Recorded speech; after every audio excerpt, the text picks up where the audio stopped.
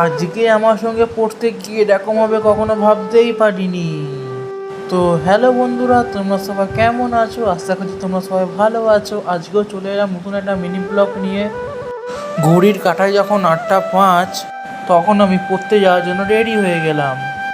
আমি আমার সাইকেলটা নিয়ে চলে গেলাম পড়তে।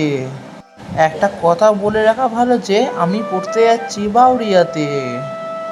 এখন আমি চেঙ্গাইল স্টেশনে আছি। ওপারে আমার একটা বন্ধু অপেক্ষা করছিল। তো এই বন্ধুটা আমার জন্য অপেক্ষা করছিল। আমরা এরকম সুন্দর পরিবেশ দেখতে দেখতে নিজেদের মতন গল্প করতে করতে যাচ্ছিলাম পড়তে। তারপরে হঠাৎ চোখে একটা আম গাছ পড়লো।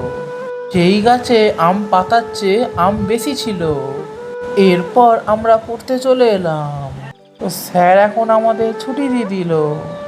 স্যার আমাদের ছুটি দেওয়ার পরে আমরা আবার গঙ্গার সুন্দর প্রাকৃতি দেখতে দেখতে বাড়ি আসছিলাম। তো এখন আমরা গল্প করতে করতে বাড়ি যাই। এরকম মিনি ব্লগের জন্য চ্যানেলটা লাইক, কমেন্ট, শেয়ার, সাবস্ক্রাইব করে দেবে। বাই।